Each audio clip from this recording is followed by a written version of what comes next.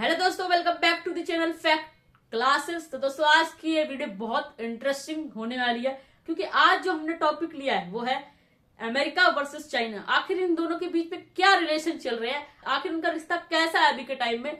दोस्तों ये सभी चीज हम जानेंगे और ये भी जानेंगे कि कैसे अमेरिका आज के टाइम में अपने आप को ब्रिटिश ईस्ट इंडिया कंपनी की तरह स्थापित करना चाहता है और अमेरिका और चाइना का क्या कारण है लड़ाई के पीछे। तो दोस्तों चलिए फिर बिना किसी देरी के साथ इस वीडियो को शुरू करते हैं। तो दोस्तों आपको पता ही होगा कि कुछ ही दिन पहले डोनाल्ड ट्रंप ने यानी कि यूएस के न्यू प्रेसिडेंट ने यूएस की पार्लियामेंट में कुछ अनाउंसमेंट करी थी और दोस्तों उस अनाउंसमेंट में चाइना के बारे में भी जिक्र हुआ था और वो जिक्र ये था कि चाइना के ऊपर 10% टैरिफ और लगेगा। अब दोस्तों चाइना पर 1 फरवरी से डोनाल्ड ट्रंप ने पहले से ही 10% टैरिफ लगा रखा था और अब 4 मार्च को 10% टैरिफ और बढ़ाने का ऐलान कर दिया। मतलब कुल मिला के 20% टैरिफ चाइना पर अभी लगा हुआ है। और इतना ही नहीं, 2 अप्रैल से जब इंडिया में भी रेसिप्रोकल टैरिफ लगेगा तो उम्मीद जताई जा रही है कि चाइना पर और टैरिफ लगने के चांसेस है। चाइना का एक जवाब आता है, वो भी चाइना एम्बेसी के द्वारा जो यूएस में ही है। तो चाइना की एम्बेसी सीधा सीधा ये कहती है कि सुनो ट्रंप, अगर तुम्हें हमसे ट्रेड वार लड़ना है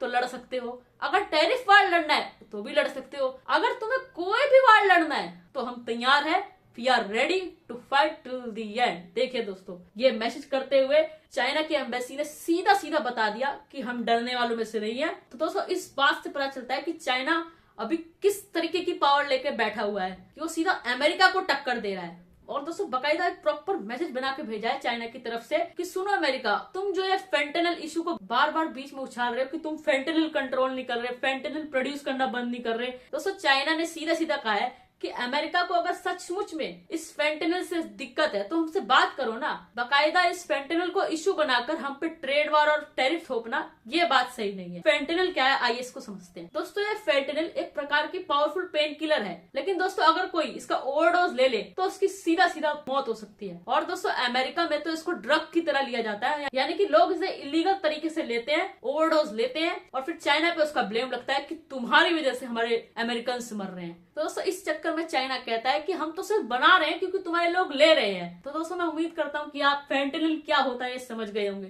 तो दोस्तों चलिए आगे बढ़ते हैं। तो दोस्तों चाइना की जो ग्रोथ है ना वो दिन बर दिन बहुत तेजी से बढ़ रही है और दोस्तों अमेरिका इसी चाइना की ग्रोथ को देखकर कभी खुश नहीं रहता है। दोस्तों बहुत सारे देश और देश को भी छोड़ो, IMF, वर्ल्ड बैंक तक मानते हैं कि 2030 तक चाइना अमेरिका को पिछाड़कर खुद आगे निकल जाएगा। तो दोस्तों इसी डर से कहीं हमसे आगे ना निकल जाए, फिर चाहे वो सैंक्शन लगाना हो या फिर माइक्रोचिप्स का एक्सपोर्ट ना करना हो। अब दोस्तों ये माइक्रोचिप्स वही है जिससे अमेरिकन सोचते हैं कि AI जैसी चीजें बनाई जा सकती है। दोस्तों इस डर से कहीं चाइना हमसे AI के सेक्टर में आगे ना चले जाए, इस डर से अमेरिका ने माइक्रोचिप्स देना ही बंद कर दिया चाइना को। और दोस्तों चाइना में हो रही यूएस इन्वेस्टमेंट को भी यूएस ने रोक दिया कि हमें चाइना को आगे नहीं बढ़ने देना। सारे प्रयास अमेरिका ने किए और अभी करता आ रहा है। और दोस्तों फिर अभी ट्रंप आए चुनाव जीत के। ट्रंप की विचारधारा यह है कि जो बाइडेन नहीं बिगाड़ पाए वो मैं बिगाड़ूंगा। इसी रीजन से वो चुनाव जीतने के बाद से ही ये कहते आ रहे हैं कि मैं मैक्सिको और कनाडा पर टैरिफ लगा दूंगा 25% और चाइना पे 10%। कह ही दिया है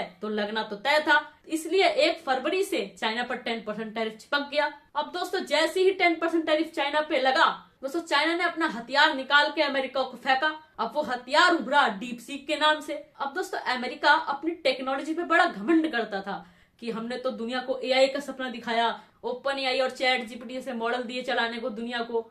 तो दोस्तों वही चाइना उतरता है और चाइना ने उतर के ही बिना अमेरिकन माइक्रोचिप्स के ही अपना खुद का new AI version deep seek launch किया मार्केट में, वो भी फ्री ऑफ कॉस्ट। और दोस्तों परिणाम इसका ये निकला कि जैसे ये डीप सीक लॉन्च हुआ अमेरिकन स्टॉक्स धड़ाम से नीचे गिर गए। डीप सीक रेटिंग में नंबर 1 पे चला गया। अमेरिका घबरा गया और कहने लगा कि हमको तो भाई इतनी मेहनत लगी और बिना हमारे सहयोग के ही न्यू AI वर्जन बना गया। दोस्तों इस बात से ये पता चलता है कि अमेरिका अब चाइना से टेक्नोलॉजी में भी पीछे जा रहा है। जी हाँ दोस्तों, जहां America 5th generation fighter jets India को देने की प्लानिंग कर रहा है, वही चाइना उससे ऊपर की भी बात बनाने की कर रहा है। और इतना ही नहीं, चाइना ने इंडिपेंडेंट लेवल पर अपना खुद का स्पेस सेंटर खोल दिया। फिर चाहे वो न्यूक्लियर बॉम्ब बनाने की बात हो, AI की फील्ड में बात हो, डिफेंस के फील्ड में बात हो, चाइना हर सेक्टर में बड़ी तेजी से ग्रोथ कर रहा है। तो और दोस्तों यही वजह है कि चाइना अभी तक कहता आ रहा है कि सुनो ट्रंप, हमें तुम टैरिफ वार से तो मत धमकाओ, क्योंकि हम जानते हैं टैरिफ वार के चलते तुम हमें पीछे छोड़ना चाहते हो।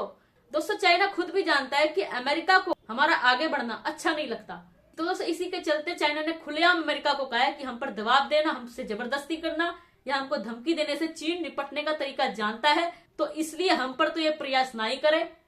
दोस्तों क्या आपको पता है अमेरिका सबसे ज्यादा ट्रेड इन तीनों देशों से करता है, मैक्सिको, चाइना और कनाडा से। अब दोस्तों ट्रम्प कहते हैं कि हमको इन देशों के साथ व्यापार करने में घाटा होता है। दोस्तों जब अमेरिका चीन से जब व्यापार करता है तो उसको 21 लाख करोड़ का घाटा होता है। अब दोस्तों ऐसा नहीं है, जब भारत भी चीन से व्यापार करता है तो उसको भी बहुत घाटा होता है चीन से व्यापार करने में। अब इसका मतलब ये नहीं कि भारत चीन से व्यापार करना ही छोड़ दे।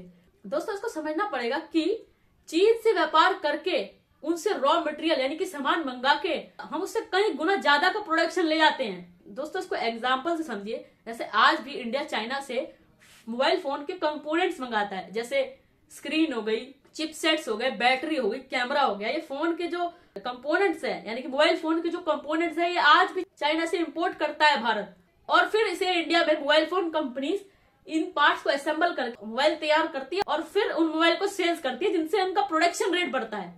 तो दोस्तों ये कुछ इसी तरीके से है जैसे इंडिया अभी चाइना से इलेक्ट्रॉनिक सामान मंगाता है और उसी इलेक्ट्रॉनिक सामान के चलते इंडिया अपनी देश में ओला, जोमेटो, स्विगी, उबर जैसी बड़ी बड़ी कंपनी बनाता है। तो दोस्तों ठीक अभी तक अमेरिका भी ये सब करते आ रहा था कि इन देशों से रॉ मटेरियल्स मंगा लेता था, और क्योंकि अमेरिका तो खुद सर्विस सेक्टर का बादशाह है तो वो इनसे रॉ मटेरियल्स मंगा के अपने देश में प्रोडक्शन को इंक्रीज करता था। तो दोस्तों जरूरी नहीं है कि मुझे मेरे ही खेत के आलू खाने हो, अगर मेरे पास पैसा है तो मैं किसी दूसरे के खेत के आलू को मंगा लूंगा ना, और मैं अपना समय किसी और चीज में लगा लूंगा। दोस्तों अभी तक थॉटफुल लोग इसी तरीके से काम करते आ रहे थे और यही वजह है कि अमेरिका ने सर्विस सेक्टर में अभी तक बूम मचा रखा है। अमेरिका की बड़ी बड़ी कंपनियां गूगल, अमेजोन, यहाँ तक कि एप्पल तक इसी थॉट को लेकर चल रही थी कि हमें बड़े लेवल पर काम करना है, छोटे काम छोटे लोगों से कराते बनते चलो। तो दोस्तों लेकिन ट्रम्प सोचते हैं कि ये वाला काम भी हमारे अमेरिकन भाई लोग करें, तो इसी के चलते ट्रम्प ने चाइना पर टैरिफ लगा दिया कि तुम्हारा सामान अमेरिका में नहीं आने दूंगा। और दोस्तों वहीं फिर चाइना बोलता है कि ये तो सरासर गलत है, हम इस इशू को WTO ले जाएंगे।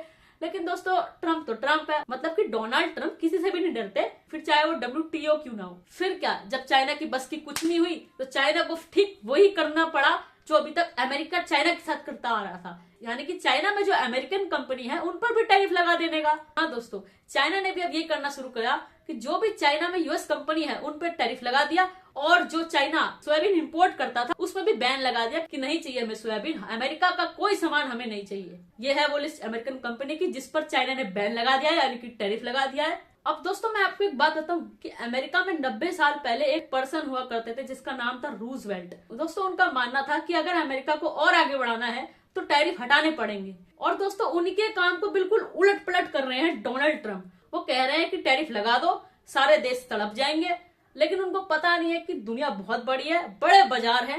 खैर आज जो ये डोनाल्ड ट्रम्प ये सब कर रहे हैं उससे एक बात तो तय होती है कि अब दुनिया का न्यू वर्ल्ड ऑर्डर क्रिएट हो रहा है, इसमें चाइना एक तरफ से लीड करता हुआ दिखाई दे रहा है। क्योंकि दोस्तों जिस हिसाब से आपने देखा होगा कि ट्रम्प यूरोपियन यूनियन को कह रहे हैं कि मैं तुमसे तुम्हारा ग्रीनलैंड ले लूंगा, और नाटो को भी कह रहे हैं कि मैं तुम्हारा नाटो छोड़ के चला जाऊंगा।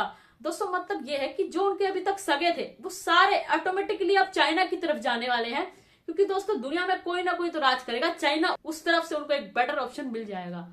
अब दोस्तों इंडियन हिस्ट्री में से भी मैं आपको एक रेफरेंस देना चाहता हूँ कि इंडिया में एक बहुत पहले फ्रांसीसी लीडर यानी कि वाइसराय हुआ करते थे जिनका नाम था वेलेस्ली। दोस्तों वो अपने साथ एक डुप्लेसी की नीति लाए थे, यानी कि पॉलिसी लाए थे। उस नीति में यह था कि भारत में जितने भी रियासत है यानी कि साम्राज्य है उनको एक गारंटी दी, यानी कि उनको श्योरिटी दी कि हम तुम्हारी रक्षा करेंगे, क्योंकि हमारे पास डेकोरेटेड आर्मी है, तुम अपनी आर्मी यानी मिलिट्री रखना छोड़ दो, हम तुम्हारी रक्षा करेंगे। जैसे अमेरिका ने कुछ साल पहले कहा था सेकेंड वर्ल्ड वॉर के बाद यूरोपियन कंट्री से कि तुम नाटो में जुड़ जाओ, फिर अमेरिका की रिस्पॉन्सिबिलिटी होगी तुम्हें बचाने की USSR से। तो दोस्तों फिर क्या हुआ, 1848 में डलहौसी नाम के एक और व्यक्ति आते हैं, और दोस्तों वेलेस्ली जो काम करके गए थे कि भारत के साम्राज्यों को अपने पर निर्भर करने का, उसी काम को डॉक्ट्रिन ऑफ लैप्स के नाम पे ये कह देते हैं कि जिनके अब खुद के पुत्र पुत्री नहीं होगी उन सबकी संपत्ति अब ब्रिटिश एम्पायर की होगी। तो दोस्तों ठीक डलहौसी की तरह ट्रम्प भी करते हुए नजर आ रहे हैं। उन्होंने कह दिया कि अब तो मैं खुद USSR यानी रशिया से मिल लिया तो तुम्हारी सिक्योरिटी की कोई बात नहीं, अब तुम्हारा ग्रीनलैंड यानी कि यूरोपियन यूनियन को कह दिया अब तुम्हारा ग्रीनलैंड भी मेरा होगा। तो दोस्तों ये शॉकिंग वाली बात नहीं है, पहले अपने ऊपर निर्भर कराना फिर उसके बाद उनका ही मजाक बना देना, ये ब्रिटिशरों की पहले से ही आदत रही है। और दोस्तों देखा जाए तो अमेरिका भी कुछ हद तक ब्रिटिशरों से ही मिलकर बना हुआ है। खैर यूरोपियन यूनियन के सारे देशों को सिर्फ अब एक ही उम्मीद नजर आ रही है, वो है ये आदमी शी जिनपिंग यानी प्रेसिडेंट ऑफ चाइना। क्योंकि दोस्तों यूरोपियन यूनियन खुद भी समझने लगा है कि अमेरिका की स्ट्रेटेजी अब बदल चुकी है। इसलिए जर्मनी के जो न्यूज चांसलर है मर्ज, उनका ये कहना है कि हमें ट्रंप के अमेरिका से इंडिपेंडेंट चाहिए, क्योंकि हमको पता लग गया कि अब नाटो का कोई अस्तित्व नहीं रहने वाला। तो दोस्तों इसी के चलते प्रेसिडेंट ऑफ फ्रांस मैक्रोन का भी ये कहना है कि हमें हंड्रेड्स ऑफ बिलियन का खुद का डिफेंस बजट बनाना होगा, क्योंकि अब अमेरिका पे ज्यादा डिपेंडेंसी दिखाने का कोई मतलब नहीं है। तो दोस्तों मैंने जो आपको शुरुआत में बताया था कि चाइना अब युद्ध के लिए रेडी है, वो शायद इसलिए भी हो सकता है कि जो देश यानी कि जो यूरोपियन देश जिसको अमेरिका अपने से दूर कर रहा है, उनको क्या पता चाइना ग्रैब करना चाहता हो। क्यों? क्योंकि अमेरिका चाइना से ट्रेड नहीं करेगा तो वो इनको ग्रैब करके अपनी मार्केट बनाएगा, जिससे उनकी इकोनॉमी में कोई फर्क नहीं पड़ पाए और उनकी इकोनॉमी इनबैलेंस ना हो। तो दोस्तों ठीक इसी तरीके का काम भारत को भी करना चाहिए था कि जो देश अमेरिका के इस टैरिफ और ट्रेड वार से परेशान है और जितना भी उनको नुकसान हो रहा है अमेरिका की वजह से, उसको फुलफिल करने का काम अभी भारत को करना चाहिए था। यानी इसे एक अवसर की तरह लेना चाहिए, एज एन अपॉर्चुनिटी की तरह। लेकिन दोस्तों हम इस बात से भी तो डरते हैं कि पता नहीं अमेरिका हमारे साथ जो क्या ना कर दे, क्योंकि दोस्तों आपको पता ही होगा कि अमेरिका हर तरीके से साम दाम दंड भेद देना जानता है। तो शायद यही कारण है कि बहुत सारे देशों में डेमोक्रेसी होने के बावजूद भी, इतना अमेरिकन इंटरफेरेंस होने के बावजूद भी शायद सरकार अभी यही सोच रही है कि जो अभी ट्रंप को करना है पहले कर लेने दो, फिर बाद में निपट लेंगे। तो दोस्तों यहाँ से अमेरिका का खौफ का भी पता चलता है कि पूरी दुनिया में अमेरिका का खौफ कितना है। तो दोस्तों आज की वीडियो का यहीं तक रखते हो। अगर आपको इस वीडियो से कोई नॉलेज मिली हो तो इस वीडियो को लाइक शेयर जरूर करें, और अगर चैनल में नए हो तो सब्सक्राइब करना ना भूलना। फिर मिलते हैं एक नई इंटरेस्टिंग वीडियो के साथ, तब तक के लिए जय हिंद, जय जय सिया राम।